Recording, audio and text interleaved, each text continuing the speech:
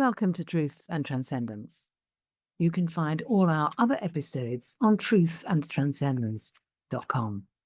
And if you like the way I do these episodes, you might like to look into my expansive coaching offering or my freedom of spirit work, which you can find out about on beingspace.world. So today I'm going to talk about something that I call over-revving. And I came up with this term. I was looking into a situation that was occurring for me at the time, which was of getting kind of overly exhausted, overwhelmed, not burnt out, just kind of overtired. And I was chatting with a friend and exploring it with her. She said, you went into your second wind. And what she meant by that was that I'd been working away. I'd reached a point where I was tired. And instead of stopping and resting and regrouping and recuperating, I went into my second wind, which is a term, I don't know if you're familiar with it, but over here in the UK, it's a term which means where you dig deeper and you pull up another reserve of energy to draw from. Now, the thing about going into your second wind, it's probably actually a survival technique, because what it allows you to do is, if you're running away from the tiger, or if you're in a desperate situation and you just need to keep going, it means that you can go beyond the point that you would normally stop.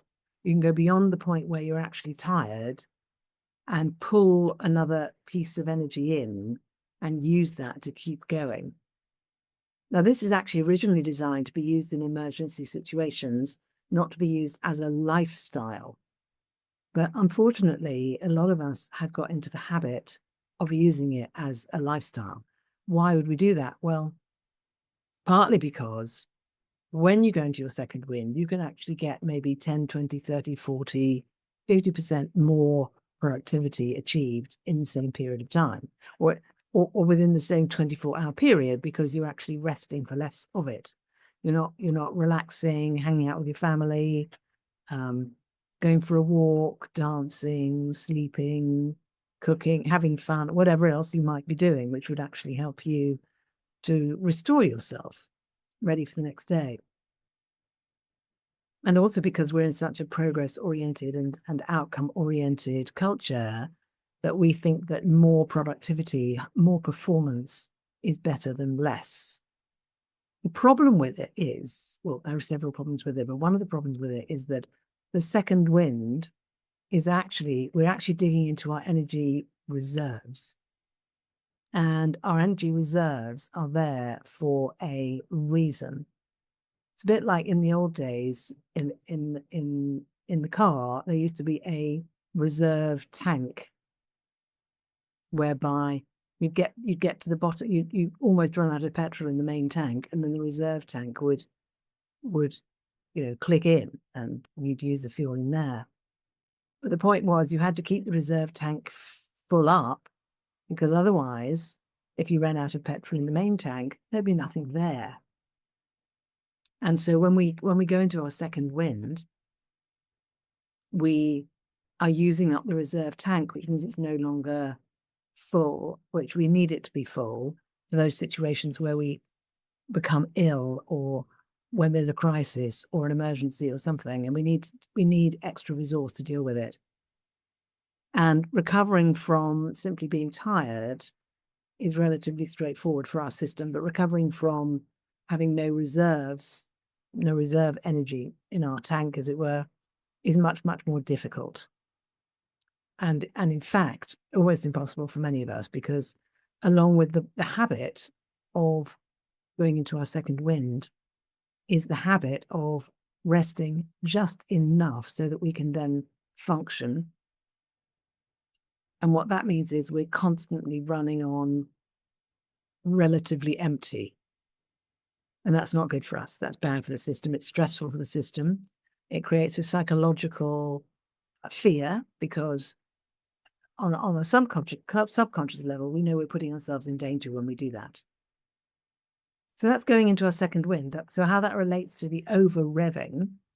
The over-revving happens when We're trying to keep going on less and less energy. And like a lot of actual physical system, other physical systems other than the human body, when you're doing that, the system over revs in order to try to keep going at the same speed and at the same pace.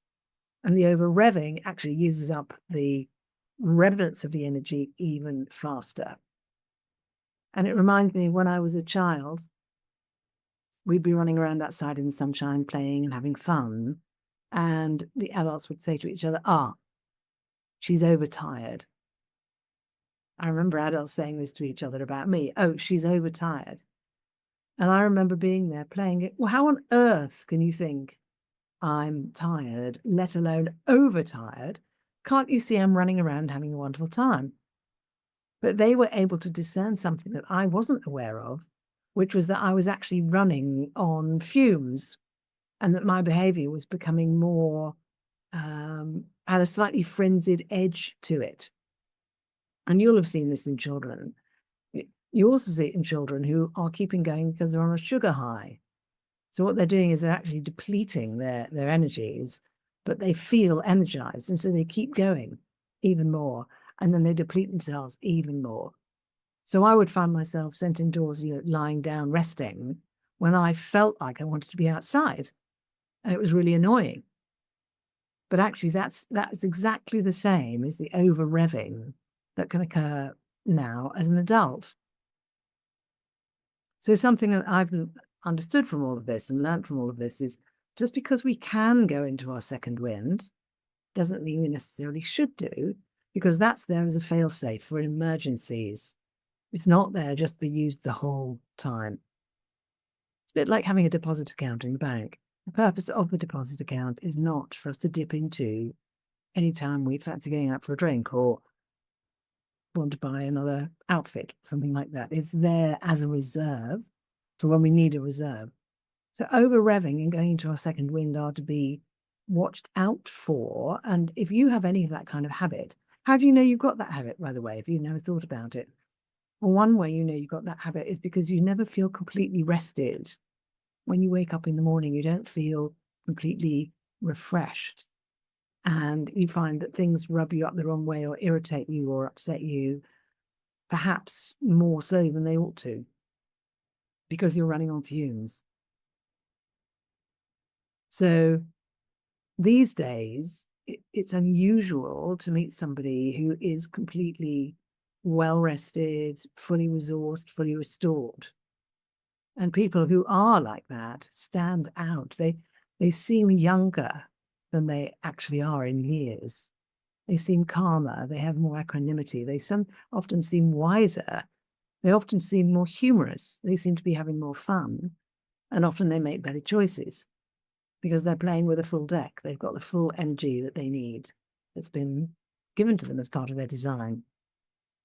So I would like to wish you a restorative week.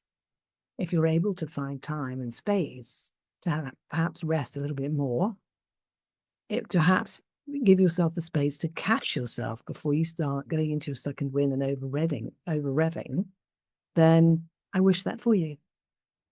So have a really good week. In the meantime, please check out my other episodes on truthandtranscendence.com. And if you'd like to know about my expansive coaching and my freedom of spirit work, please drop into beingspace.world or freedomofspirit.world. Thank you for watching. Thank you for listening. I'll see you next week.